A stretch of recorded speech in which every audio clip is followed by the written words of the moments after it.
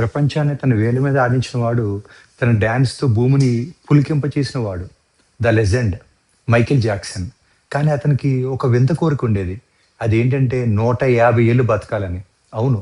చావును ఓడించాలని యుద్ధం ప్రకటించాడు. తన ఇంటి దగ్గరే 24 గంటలు కాపలాగా 12 మంది డాక్టర్లు, శరీరం చెక్కు చెదరకుండా 15 మంది ట్రైనర్లు.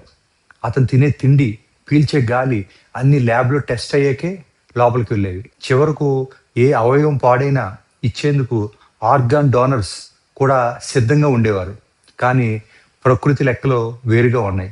2009 జూన్ 25 150 ఏళ్ల కల 50 ఏళ్ళకి కుప్పకూలిపోయింది. ఆ డాక్టర్లు, ఆ అత్యాధునిక టెక్నాలజీ, ఆ కోట్లాది రూపాయల ఆస్తి ఏది ఆ మాదక ద్రవ్యాలు తీసుకోవటం వల్ల వచ్చిన గుండెపోటును ఆపలేకపోయింది.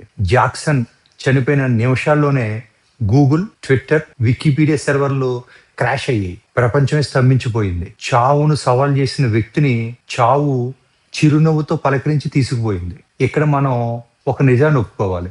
జాక్సన్ లాంటి వాడే ఏమీ పట్టుకోలేకపోయాడంటే మరి మనం ఎవరి కోసం సంపాదిస్తున్నాం? పక్కవాడికి చూపించుకోవడానికి కొనే లగ్జరీ కార్ల కోసమా? కాస్త ఆలోచించండి. పోగు పెడుతున్న ఈ ఆస్తిలో మీ పిల్లల సమర్థత ఉందా? లేక మీ అభద్రతా భావం ఉందా? ఈ వారం మీ పిల్లలతో ఆడుకున్నారా? కనీసం మీకోసం మీరు 5% డబ్బునైనా మనస్ఫూర్తిగా ఖర్చు పెట్టుకున్నారా? మనం ఆస్తులు సంపాదిస్తున్నాం అనుకుంటాం. కానీ మనం సంపాదిస్తుంది కేవలం కాగితాలు మాత్రమే. ఆ కాగితాల మీద మన పేరు తాత్కాలికం. ఇది నా ఆస్తి అని నువ్వు గర్వపడ్డ ప్రతిసారి పైనున్న దేవుడు నిన్ను చూసి నవ్వుకుంటాడు. పెద్ద పెద్ద సైంటిస్టులు, మేధావులు సాధారణ సైకిల్ మీద తిరిగారు.